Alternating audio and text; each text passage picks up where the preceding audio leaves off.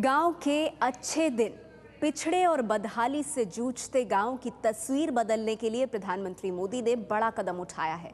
मोदी ने आज आदर्श गांव बनाने की योजना की शुरुआत कर दी है। अहम बात यह है कि इस योजना को साकार करने का जिम्मा मोदी ने अपने सांसदों को सौंपा है। मित्रों, मैं मानता हूं ग्रामीण परिसर के जीवन को बदला जा सकता है अगर आज सांसद के द्वारा, कल एमएलए के द्वारा, अगर हर वर्ष हम 7-8 हजार गांवों को आगे बढ़ाते हैं, देखते ही देखते ऐसी वायरल इफेक्ट होगा कि हम पूरे ग्रामीण परिसर के विकास के मॉडल को बदल कर देंगे। और हमें समझ के चलें, गांव के व्यक्ति के एस्पिरेशंस भी शहर के लोगों से कम नहीं है। दिल्ली के विज्ञान भवन में एक कार्यक्रम में प्रधानमंत्री नरेंद्र मोदी ने सांसद आदर्श ग्राम योजना की शुरुआत की। ये कोई योजना अल्टीमेट नहीं है, इसमें बहुत बदलाव आएंगे, बहुत सुधार आएंगे, बहुत प्रैक्टिकल बातें आएंगी, लेकिन ये रुपये पैसों वाली योजना नहीं है। ये योजना पीपल्स ड्रिवन है, पीपल्स पार्टिसिपेशन से होने वाली है और सांसद के मार्गदर्शन में होने वाली है। कांग्रेस के 3 सांसद राजीव शुक्ल, अभिजीत मुखर्जी और एमएस गिल इस मौके पर मौजूद रहे, लेकिन शिवसेना का एक भी सांसद इस कार्यक्रम में शामिल नहीं हुआ। रूरल डेवलपमेंट के लिए बहुत पैसा जाता है, बहुत इतना पैसा जाता है, उसका सही इस्तेमाल होना बहुत जरूरी है। और इसलिए जो है, ये अगर योजना सफल हो तो अच्छी बात है। सांसद आदर्श ग्राम योजना, जैसा कि नाम से ही साफ है कि सांसदों को अपने क्षेत्र के पिछड़े और बदहाल गांवों की पहचान करनी होगी और फिर उसकी तस्वीर बदलने का जिम्मा उठाना होगा। इस योजना के तहत सांसदों को 2019 तक 3 गांवों को चुनकर उनका विकास करना है। इस लिहाज से 2019 तक 2500 गांव विकसित हो जाएंगे। इसके बाद हर साल एक गांव, यानी 2024 तक 5 गांवों का विकास हर सांसद को करना होगा। जाहिर है, इस लिहाज से 5 सालों में 3965 गांव और विकसित हो जाएंगे, जबकि इन 8 सालों में 6344 गांव विकसित हो चुके होंगे। इस योजना के तहत मैदानी इलाके के उन्हीं गांवों को चुना जाएगा जिनकी आबादी 3000 से 5000 के बीच होगी, जबकि ट्राइबल और पहाड़ी इलाकों में उन गांवों को चुना जाएगा जिनकी आबादी 1000 से 3000 के बीच हो। प्रधानमंत्री मोदी ने 15 अगस्त को लाल किले से दिए अपने भाषण में इस योजना को जल्द लाने का वादा किया था। योजना की शुरुआत के लिए 11 अक्टूबर की तारीख चुनी गई, क्योंकि इस दिन लोकनायक जयप्रकाश नारायण का जन्म दिवस होता है। मोदी गाँवों की सूरत बदलने के लिए प्रतिबद्ध हैं और इसकी जिम्मेदारी उन्होंने अपने सांसदों को सौंप दी है। उम्मीद की जानी चाहिए कि गाँव के अच्छे दिन आएंगे।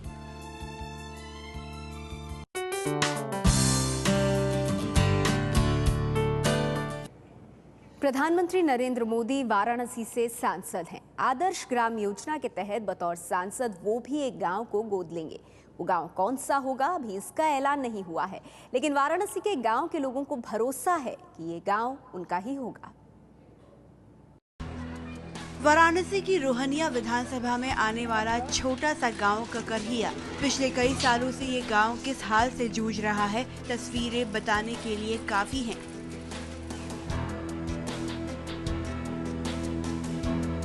लेकिन ककरहिया में एकाएक सफाई अभियान शुरू हो गया। सड़कें साफ होने लगी, कूड़ा कचरा ठिकाने लगाया जाने लगा। दरअसल यहाँ के लोगों को कहीं से ये खबर मिली कि पीएम मोदी 14 अक्टूबर की अपनी वाराणसी यात्रा के दौरान बतौर सांसद ककरहिया गांव को ही गोद लेने वाले हैं। फिर क्या था, खुशी की लहर दौड़ गई, सरकारी अमला भी हरकत में आ गया। पीएम मोदी ने सांसद आदर्श ग्राम योजना की शुरुआत करते वक्त खुद भी एक गांव की जिम्मेदारी लेने की बात तो कही है, लेकिन गांव का नाम अब तक सामने नहीं आया है। मुझे भी बनारस के लिए गांव अभी सिलेक्ट करना बाकी है। आज ये गाइडलाइंस आ गई हैं, मैं भी बनारस जाऊंगा, सबसे मिलूंगा, बात करूंगा और एक सबका मन बना करके मैं भी एक गांव सिलेक्ट करूंगा। लेकिन ककरहिया के लोगों को भरोसा है कि मोदी जिस गांव की जिम्मेदारी उठाएंगे वो उनका ही गांव होगा। यहाँ शौचालय नहीं है, औरतों को बाहर भीतर जाने में काफ़ी दिक्कत होती है। यहाँ सड़कें सब टूटी फूटी पड़ी हुई हैं। आगे कोई क्रॉसिंग नहीं है रेलवे पर हम लोगों को आने जाने के लिए। बच्चों को स्कूल जाने के लिए कम से कम 4, 5, 8 किलोमीटर दूर जाना पड़ता है। हम लोग पूरी उम्मीद रखते हैं कि सारी चीज़ों को हम लोगों को उपलब्ध कराएंगे। अब आपको बताते हैं कि कौन कौन से गांव सांसद गांव का चुनाव कर रहे हैं। यूपी के झांसी की सांसद हैं उमा भारती। केंद्रीय जल संसाधन मंत्री उमा भारती ने एक नहीं 2 गांव को चुना है, लेकिन विपक्षी आरोप लगा रहे हैं कि गांव के चयन में सिर्फ खानापूर्ति की गई है। झांसी नगर निगम का ये श्रीनगर इलाका है, वार्ड नंबर 23 का एक हिस्सा। ये गांव नगर निगम में 15 साल पहले शामिल कर लिया गया था। शहर से सिर्फ 1 किलोमीटर दूर ये गांव बाकियों के मुकाबले कहीं ज्यादा विकसित है। 2 गांव चुने हैं। एक ललितपुर जिले का सड़कोरा गांव है और एक यहीं का गांव कह लीजिए या वार्ड कह लीजिए झांसी का श्रीनगर है, जो कि गांव ही है, नगर निगम की सीमा में आता है, लेकिन सब तरह की सुविधाओं से वंचित है। झांसी लोकसभा के ललितपुर जनपद का ये ग्राम सरकोड़ा है, जो जल संसाधन मंत्री उमा भारती का पैतृक गांव है। इसे भी भारती ने आदर्श गांव बनाने का ऐलान किया है। तो हमारा कोई परिवार वहाँ नहीं रहता, 300 साल पहले चले गए थे हमारे लोगों में से। वहीं स्थानीय पार्षद का मानना है कि वार्ड नंबर 23 को आदर्श ग्राम बनाने की जरूरत ही नहीं थी। इस समय हमारे गांव में लगभग सभी सुविधाएं हैं। गांव अंदर से कोई दिक्कत नहीं है। रोड की सुविधा है, आपकी पानी की सुविधा है। आपके मुख्य सिटी शहर से हजारी से आपका 1 किलोमीटर का होगा दूरी मुश्किल से। आदर्श ग्राम बनाने की पहले भी योजनाएं बनी हैं, लेकिन स्थिति जस की तस है। सांसद आदर्श ग्राम योजना के नियमों के तहत कोई भी अपने पैतृक गांव को पहले चरण में नहीं चुन सकता। यही नहीं, शहरी इलाकों को भी इसमें शामिल नहीं किया जाएगा। लेकिन केंद्रीय मंत्रिमंडल में शामिल उमा भारती ने दोनों ही नियमों को ताक पर रख दिया है। आदर्श ग्राम योजना के तहत जयपुर से बीजेपी के सांसद रामचरण बोहरा ने वाटिका गांव को चुना, लेकिन बोहरा ने जिस गांव को चुना वो उनका अपना पैतृक गांव है। विरोधी इस पर ऐतराज जता रहे हैं। प्रधानमंत्री नरेंद्र मोदी की सांसद ग्राम योजना के तहत जयपुर के सांसद रामचरण बोहरा ने चुना है वाटिका गांव को। इस गांव की आबादी तकरीबन 14,000 है और यहां पर खुद रामचरण बोहरा का जन्म भी हुआ है। और इस गांव को लेकर के उनका ये मानना है कि वो इसे एक आदर्श गांव के तौर पर विकसित करना चाहते हैं। जयपुर से करीब 35 किलोमीटर दूर सांगनेर तहसील का गांव वाटिका। यहाँ की तरक्की को लेकर खुद जयपुर सांसद बेहद चिंतित हैं। पहली बार सांसद चुने गए रामचरण बोहरा इसी गांव में पैदा हुए, यहीं पले बढ़े। इस वक्त मैं खड़ा हूँ वाटिका गांव में और आप ठीक मेरे दाहिनी तरफ देख सकते हैं कि रामचरण बोहरा जी स्वयं भी हैं और कुल देवी के दर्शन के लिए वो अपने इस खेत पर आए हैं। यहाँ पर उनके गांव के आसपास के तमाम लोग भी मौजूद हैं। आखिर वाटिका को एक आदर्श ग्राम के तौर पर उनका चुनने का क्यों इरादा बना? मेरे पार्लियामेंट्री कॉन्स्टिट्यूंसी में वाटिका ग्राम भी आता है और वाटिका ग्राम का मेरी जन्मस्थली है। मैंने सोचा कि जन्मस्थली को पहले ठीक किया जाए, अपने घर को पहले ठीक किया जाए और फिर पड़ोस के घर को ठीक किया जाए तो ज्यादा अच्छा रहेगा। सांसद महोदय के द्वारा अपने ही गाँव को, जिसमें उनका कर्म क्षेत्र रहा है, जहाँ उन्होंने सदैव काम किया है, उसी जगह को वाटिका को बनाना गलत है। वाटिका जयपुर शहर के बहुत नजदीक है। बहुत सारे ऐसे पिछड़े हुए गांव इन 8 विधानसभाओं में हैं, जिनको निश्चित रूप से अगर विकसित किया जाए तो एक मुख्य धारा में जुड़ सकते थे। सांसद ग्राम योजना के नियम के मुताबिक मैदानी इलाके के ऐसे गांव का चयन होना है जिसकी आबादी 3 से 5 हजार तक हो, लेकिन वाटिका की आबादी 15,000 है। इसके अलावा कोई भी सांसद इस योजना के पहले चरण में अपने पैतृक गांव को नहीं चुन सकता। लेकिन वाटिका के लोगों का मानना है कि कोई ना कोई गांव तो चुना ही जाना है, तो वाटिका क्या बुरा है। तो ये होना चाहिए, गांव का विकास होना चाहिए। अब पैसा का मौका आएगा हमारे को, ये बताओ कि MP हमारे गांव का है, सब कुछ है, तो ऐसा होना चाहिए, विकास होना चाहिए। वाटिका जयपुर से ज्यादा दूर नहीं है, इसलिए काफी हद तक शहरी प्रभाव में है। यहाँ फ्लोराइड युक्त पानी बड़ी समस्या है, लेकिन यहाँ जमीन के भाव जयपुर की तर्ज पर आसमान पर हैं। यहाँ 1 बीघा जमीन 1 करोड़ रुपए की कीमत की है।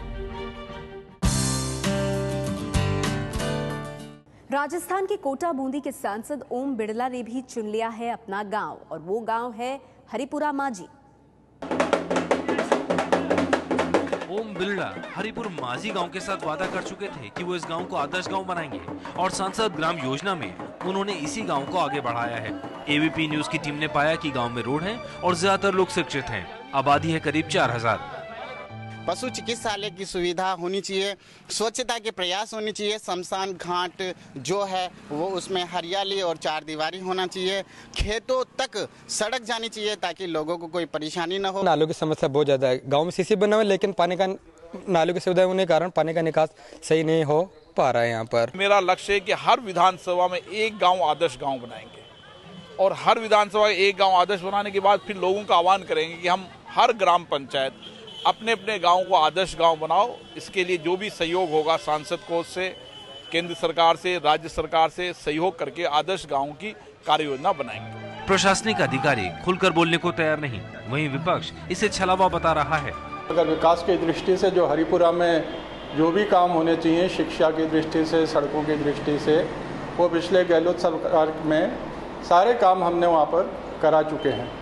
तो ऐसा होगा कि कोई शिक्षित को वो शिक्षा दें, विकसित को वो विकसित करें, उस प्रकार की बात हो। उज्जैन के सांसद चिंतामणि मालवीय ने एक नहीं 7 गांव को आदर्श बनाने का जिम्मा उठाया है। देखिए उनकी ये कोशिश कहां तक पहुंची है। यह है बलेड़ी गांव। एबीपी न्यूज की टीम पहुंची तो गांव का बुरा हाल मिला। इस गांव की आबादी 4200 है और यहाँ शिक्षा, स्वास्थ्य, पेयजल, सड़क जैसी मूलभूत सुविधाओं का अभाव है। यह जो बिल्डिंग तो माध्यमिक विद्यालय बलेड़ी की है ये, और ये 77-78 की बनी हुई बिल्डिंग है। अब इसमें कितनी बार भी वो हमने रिपेयरिंग करवा चुके हैं, उसके बावजूद भी इसमें पानी टपकता है। उसके नीचे की जो फर्श है वो फर्श भी उखड़ चुकी है, इसकी पूरी नीचे बैठ गई पानी की वजह से। उप स्वास्थ्य केंद्र है यहाँ पे, आजू बाजू गाँव 10-15 गाँव लगते हैं, तो उसमें यहाँ डॉक्टर की बहुत व्यवस्था रहनी चाहिए, इसलिए बहुत लोग परेशान रहते हैं डॉक्टर की वजह से। यहाँ डॉक्टर बहुत जरूरी है। नई योजनाओं को लेकर सांसद डॉक्टर चिंतामणि मालवीय काफी उत्साहित हैं, वहीं विपक्ष को इसकी सफलता में शक है। तो 7 गांव मैंने गोद लिए हैं और वहाँ की तस्वीर बदलने का पूरा प्रयास हम करेंगे। वहाँ देखा ये कि भाई अगर रोड की कनेक्टिविटी नहीं है तो रोड की कनेक्टिविटी हो जाए, स्कूल यदि नहीं है तो स्कूल हो जाए, और यदि प्राथमिक है तो माध्यमिक हो जाए, माध्यमिक है तो हायर सेकेंडरी। नरेंद्र मोदी जी ने हर एक सांसद को बोला एक गांव उत्कृष्ट बनाएंगे, इसको गोद ले। तो मुझे ऐसी उम्मीद है कि जैसे पहले जिस प्रकार से ये योजना फेल हुई है मध्य प्रदेश सरकार, भाजपा सरकार की, इसी प्रकार से ये योजना भी मेरे को सफल होते हुए नहीं दिखती। 7 गांवों को गोद लेने का ऐलान कर सांसद महोदय ने कांटों भरा ताज ले लिया है। अब देखना ये है कि आने वाले वक्त में क्या वो ये वादा पूरा कर पाएंगे।